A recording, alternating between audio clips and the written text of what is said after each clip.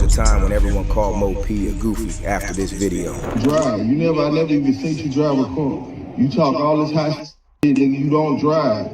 Stop lying. All right, bro. Let's listen to one of your songs. Every word that you say is a lie.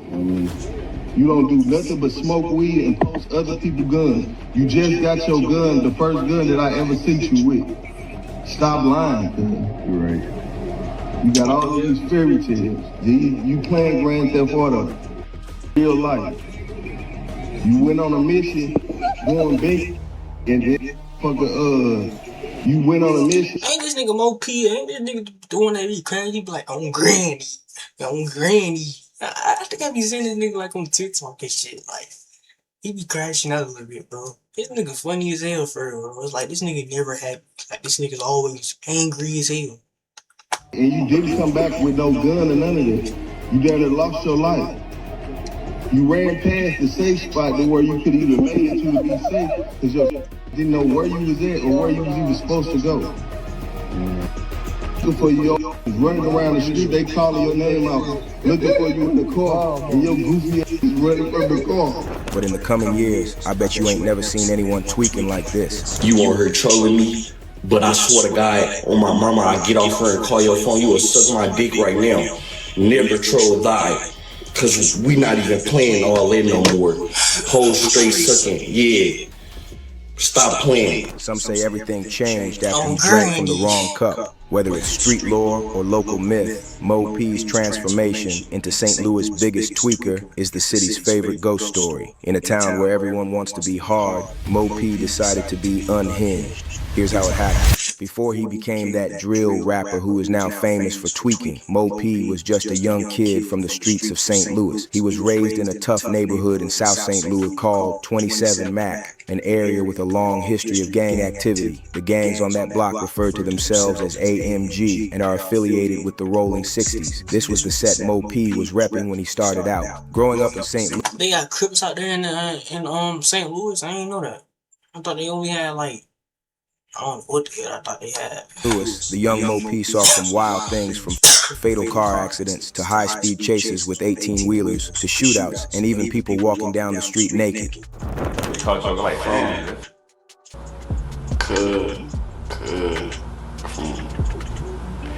bad car accidents.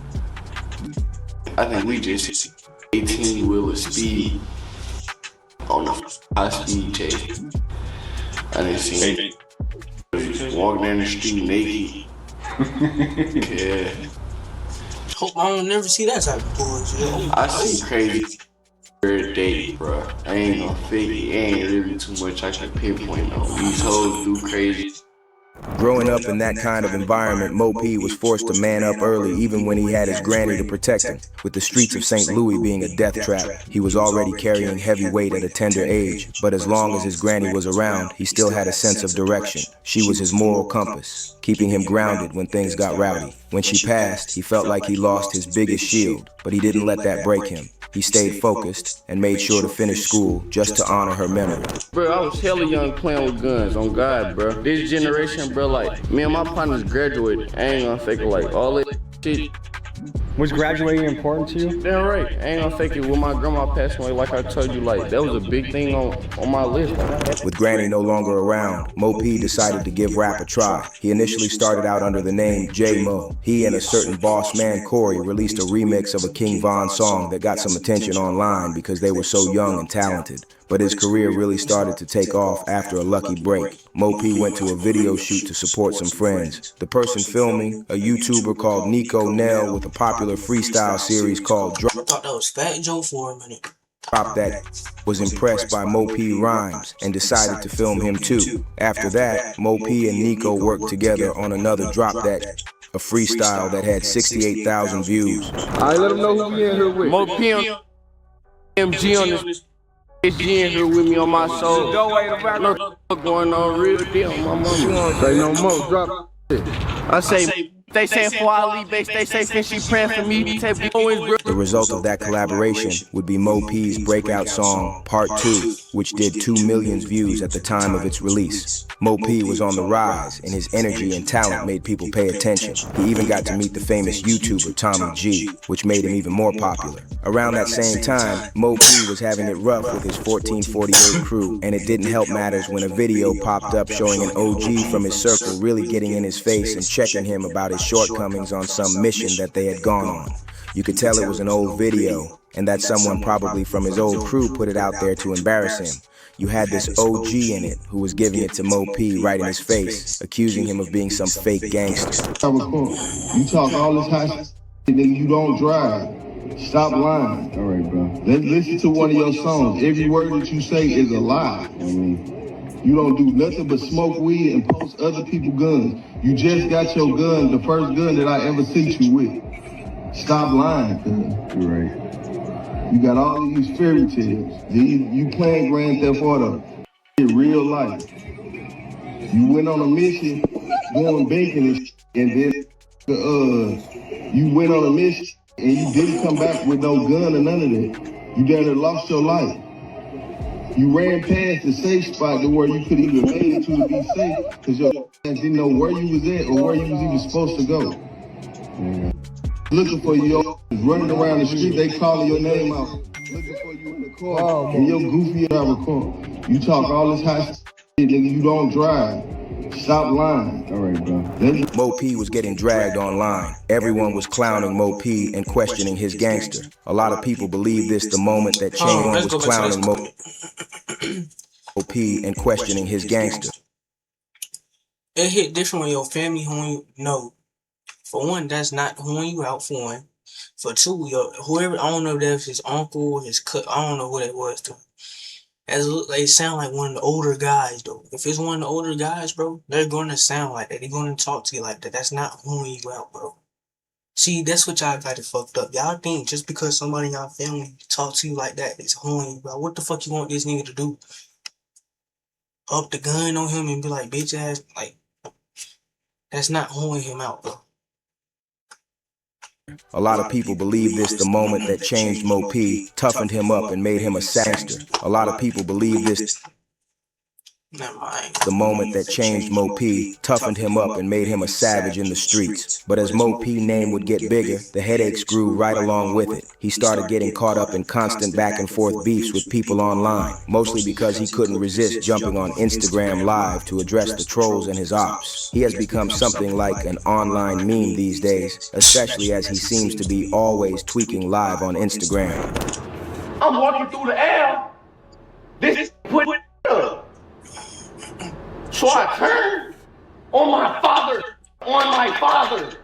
I turn and say, "Huh."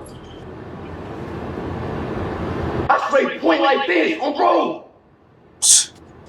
Cause I straight know you from somewhere. This is straight safe. This city is straight safe.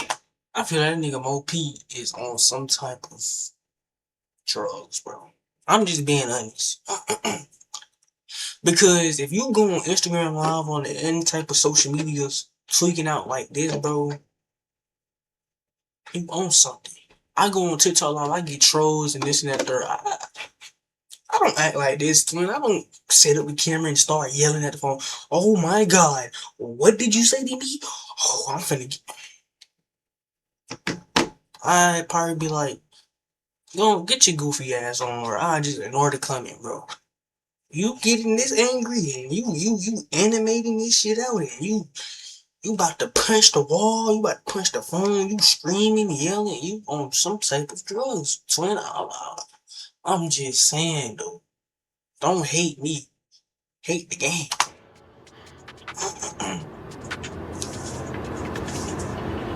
Nah, bro, you don't know me. I swear to God, just like this. I'm like, see how fried you is, cuz. I get the shaking. Man, we out here. Come on. Look, bro, Sherlock, you just Sherlock with him on my granny soul. Ain't no on this live go Sherlock with us on my granny. Listen, on my granny. play with me, all them fake subliminal, y'all bring y'all songs lame. I be trying to kill cuz on my soul though, none of y'all all y'all do is fake. Yeah, You on her trolling me, but I swear to God, on my mama, I get off her and call your phone. You will suck my dick right now. Never troll thy, cause we not even playing all that no more. Whole straight sucking, yeah. Stop playing. And then, of course, He be too, yeah, there's something wrong, bro. It's only two options. I'm gonna give y'all these. He's on drugs, or he's kinda mental, bro. It's either or. Like, it's either one. there's that Mo P boxed in interview that has gone viral. Folks already have their mind blown away by all his antics on the internet. Now he was bringing all that madness to their doorstep in this super awkward podcast interview. Bro wasn't joking. Sitting on the couch in this long interview, he was in straight zombie mode, in and out. 1 second he is staring blank like he wasn't even in the room. Next second he is snapping, screaming out random stuff. It got real awkward at some point when he walked out. The interviewer looked low-key uncomfortable.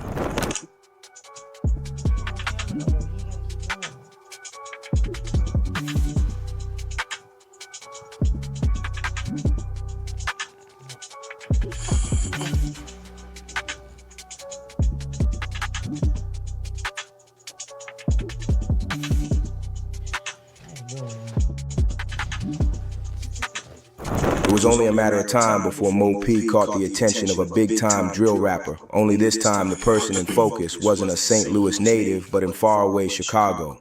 And it was none other than Q50 himself. The whole... This nigga Bloodhound Q50 have... This nigga is the most hated in America at this point. He most hated, bro. He gotta be most hated in America. This nigga got beef with everybody. I done come across every video I watch. Bloodhound Q50 beefing with him. Bloodhound, god damn. I wouldn't be nowhere near Bloodhound Q50 at this point. I ain't gonna lie. He is a walking target.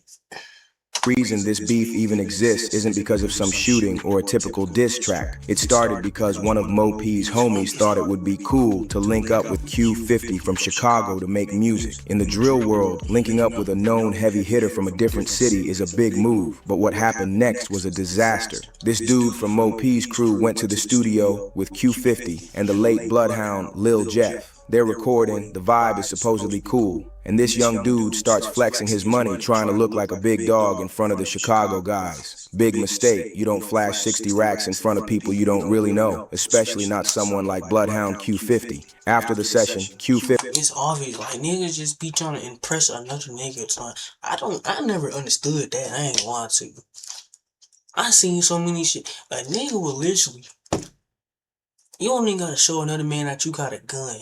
A nigga will show his gun to another nigga that he don't know he just met today and try to show off a gun. This is another man, so you don't have to do none of that shit, bro. You don't. Why is you trying to impress another man? He suggests they go grab food. The 1,448 member hops in the car, probably thinking he's building a new alliance. Instead, Q50 pulls out a gun and tells him to hand it all over. And get in the car with all the money. He get out the car once they figure out. I get out the window. They run, scatter like little creatures, and we drove off nice and you know what I'm saying, nice and peaceful. Like it was everything that was like taking candy from a baby, literally.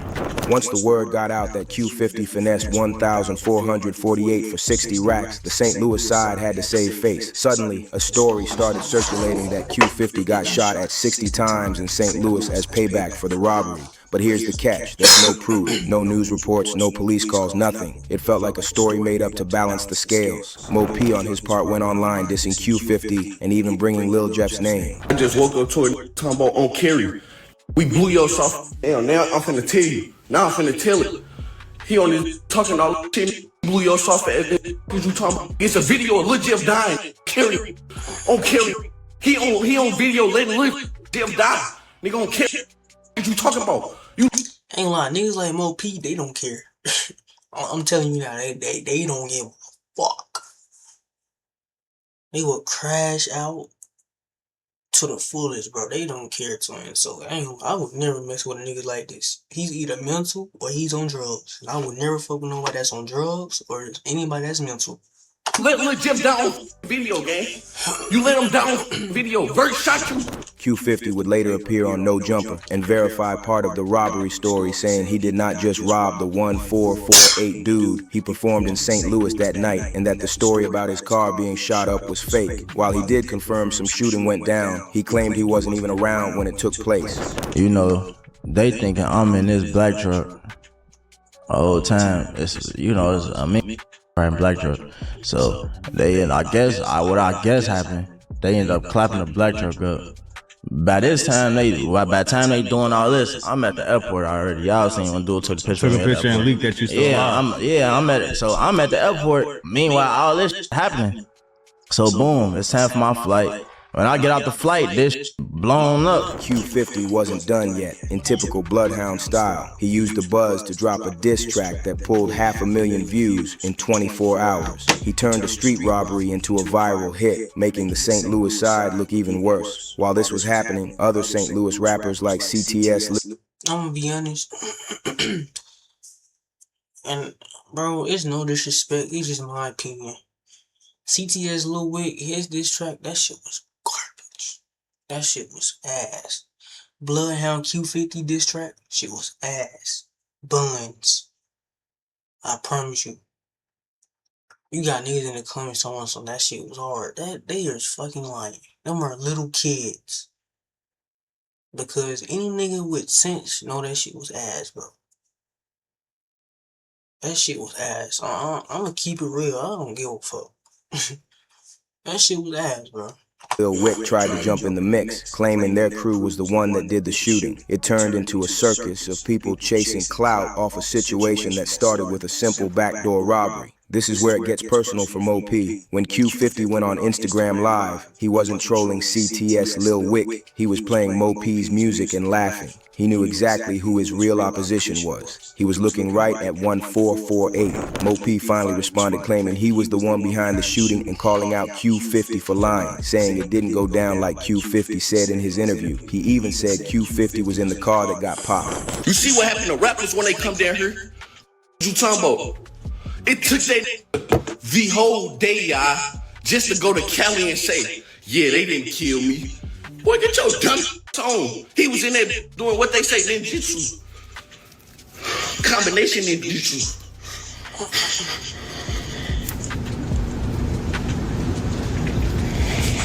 We just blew your down. Talking about. Then it just got on this talking about, I brought up Lil Jeff and Q50 in my song. You stupid dumbass. That was the trend with your goofy. What have you got out here and straight dead? You did not shoot back at us when we clapped your song down. In the end, the story of Mo P isn't just about tweaking or viral dances. It's a case study in how fast things can go south when the internet meets the reality of the streets. He went from a kid from 27 Mac trying to keep a promise to his grandma to a viral sensation caught in a cross-city beef over $60,000. Whether the tweaking is a spiritual frequency, a drug-induced state, or a genius marketing play, it's clear that Mo P has the world's attention. But in a city like St. Louis, and with enemies in Chicago, attention is a double-edged sword. If you enjoyed this video, click on the next one. These niggas are like short yellow bus kids, bro. That's what I got. They either on drugs, they junkies on drugs, or they fucking short yellow bus kids. That's about it. There's nothing else.